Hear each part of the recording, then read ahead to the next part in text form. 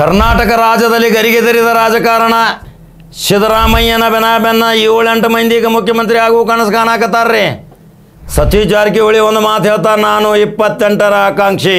ಹಾಗಾದ್ರೆ ಸತೀಶ್ ಜಾರಕಿಹೊಳಿ ಈಗ ಮುಖ್ಯಮಂತ್ರಿ ಗಾದಿಗೆ ಪ್ರಬಲ ಆಕಾಂಕ್ಷಿ ಅಂಥೇಳಿ ಕರ್ನಾಟಕ ರಾಜ್ಯಾದ್ಯಂತ ಟ್ರೋಲ್ ಆಗಾಕತ್ತಿತ್ತು. ಅದಕ್ಕೆ ಸ್ವತಃ ಸತೀಶ್ ಜಾರಕಿಹೊಳಿ ಪೂರ್ಣ ವಿರಾಮ ಕೊಟ್ಟಾರ.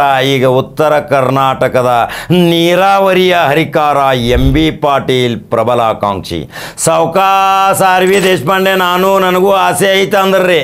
ಆದ್ರೆ ಮತ್ತೆ ತಿರುಗಿ ಬಿದ್ದರೆ ನನಗೇನು ಅವಶ್ಯಕತೆ ಇಲ್ಲ, ನಾನೇನು ಆಕಾಂಕ್ಷಿ ಅಲ್ಲ, ಅಲ್ಲಿ ಕುರ್ಚಿ ಖಾಲಿ ಇಲ್ಲ. ಏನಾದರೂ ನಾಳೆ ನ್ಯಾಯಾಲಯ ಸಿದ್ದರಾಮಯ್ಯನ ವಿರುದ್ಧ ಏನಾದರೂ ತೀರ್ಮಾನ ಕೊಟ್ಟರೆ ಅಲ್ಲಿ ಕುರ್ಚಿ ಖಾಲಿ ಆಕೈತಿ, ನೈತಿಕ ಹೊಣೆ ಹೊತ್ತು ಸಿದ್ದರಾಮಯ್ಯ ರಾಜೀನಾಮೆ ಕೊಡಬೇಕಾಗೈತಿ. ಹಂಗಾದ್ರೆ ಕರ್ನಾಟಕ ಜನತೆ ಬಹಳ ಬಯಸಾಕತ್ತಾರ. MB ಪಾಟೀಲ್ ಆ ಕುರ್ಚಿಗೆ ಅರ್ಹತೆ ಇರುವಂಥ ವ್ಯಕ್ತಿ, ಅಜಾತಶತ್ರು, ಯಾರ ಜೊತೆನೂ ವೈಷಮ್ಯದ ರಾಜಕಾರಣ ಮಾಡಲಾರದಂಥ ವ್ಯಕ್ತಿ, ನೇರ ದಿಟ್ಟ ನಿರ್ಧಾರಗಳನ್ನ ತೆಗಿತಾರೆ.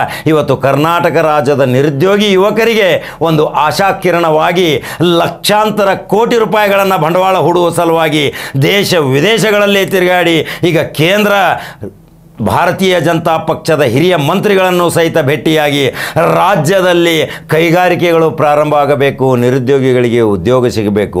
ಇಂಥ ಸಣ್ಣ ವಯಸ್ಸಿನ ಮುಖ್ಯಮಂತ್ರಿ ಕರ್ನಾಟಕಕ್ಕೆ ಅಪರೂಪವಾಗಿ ಕುರ್ಚಿ ಸಿಗಬಹುದಲ್ರಿ? R.V. ದೇಶಪಾಂಡೆ ಕನಸು ನುಚ್ಚನೂರು. ಸತೀಶ್ ಜಾರಕಿಹೊಳಿ ಅವರು 28ಕ್ಕೆ ನಾನು ಪ್ರಬಲ ಆಕಾಂಕ್ಷಿ. ಹಾಗಾದ್ರೆ ಅವರು ಸೈಡ್ಲೈನ್ ಆದರು. ಈಗ ಪರಮೇಶ್ವರಪ್ಪ ಕೂಗು ಕೇಳಾಕತ್ತಿತ್ತು, ಆದರೆ ಅವರಿಗೆ ಜನ ಬೆಂಬಲ ಇಲ್ಲ. ಆಮೇಲೆ ಶಾಸಕರ ಬೆಂಬಲ ಒಂದು ಬೇಕಿರಲ್ಲ. ಈಗ ಕರ್ನಾಟಕ ರಾಜ್ಯದಲ್ಲಿ ಈಗ MB ಪಾಟೀಲ್ರನ್ನ ಮುಖ್ಯಮಂತ್ರಿ ಮಾಡುವ ಸಲುವಾಗಿ ಎಷ್ಟು ಜನ ಶಾಸಕರ ಬೆಂಬಲ ಕೊಡ್ತಾರಂದ್ರೆ 60-70 ಅಂತೂ ನಕ್ಕಿ. ಸತೀಶ್ ಜಾರಕಿಹೊಳಿಗೂ 60-70 ಇತ್ತು. ಆದರೆ ಸತೀಶ್ ಜಾರಕಿಹೊಳಿ 28ರ ಆಕಾಂಕ್ಷಿ ಅಂದ ತಕ್ಷಣ MB ಪಾಟೀಲ್ರಿಗೆ ಹಣೆಬರದಲ್ಲಿ ಮೂಡಿದವ ನಕ್ಷತ್ರ ಈಗ ಲೈನ್ ಕ್ಲಿಯರ್ ಆಗೈತಿ MB ಪಾಟೀಲ್ರಿಗೆ. ಯಾಕೆಂದರೆ ಸಿದ್ದರಾಮಯ್ಯನೂ ಸಹಿತ ಕುರ್ಚಿ ಬಿಟ್ಟು ಇಳಿಯುವಾಗ MB ಪಾಟೀಲ್ ಹೆಸರ ಸೂಚನೆ ಮಾಡ್ತಾರೆ. ಈಗ DK ಶಿವಕುಮಾರ್ ಗತಿ ಏನಂತೀರಿ? DK ಶಿವಕುಮಾರ್ 15 ದಿವಸ ವಾಷಿಂಗ್ಟನ್ಗೆ ಹೋಗ್ಯಾರ. ವಾಷಿಂಗ್ಟನ್ದಾಗ ಅಲ್ಲಿ ರಾಹುಲ್ ಗಾಂಧಿ ಜೊತೆ ಮಾತುಕತೆ ನಡೆಸ್ಯಾರ. ಅಲ್ಲಿ ಅದು ರಾಜಕೀಯ ಚಟುವಟಿಕೆ ಅಲ್ಲ, ನಾನು ಹೋಗ್ತಾ ಇರೋದು ನನ್ನ ಕುಟುಂಬ ಪ್ರವಾಸ ಅಂತೇಳಿ ಲೆಟ್ರ್ ಹಾಕ್ತಾರೆ. ಹಂಗಾದ್ರೆ DK ಶಿವಕುಮಾರ್ಗ ಈ ಕಡೆ ಶಾಸಕರ ಬೆಂಬಲ ಸಿಗ್ತಾ ಇಲ್ಲ, ಹೈಕಮಾಂಡ್ದವ್ರದ್ದು ಬೆಂಬಲ ಸಿಗ್ತಾ ಇಲ್ಲ. ದಿಢೀರನೆ ಮೋದಿಯನ್ನು ಭೇಟಿಯಾಗಿ ಏನಾದರೂ ಅಲ್ಲೋಲ ಕಲ್ಲೋಲ ಮಾಡುವ ಸಲುವಾಗಿ DK ಶಿವಕುಮಾರ್ ಮೋದಿಗೆ ಶಾಲ್ ಹಾಕಿ ಏನಾದರೂ ಹೆದರಿಸಿರೇನ್ರಿ ಕಾಂಗ್ರೆಸ್ಗೆ?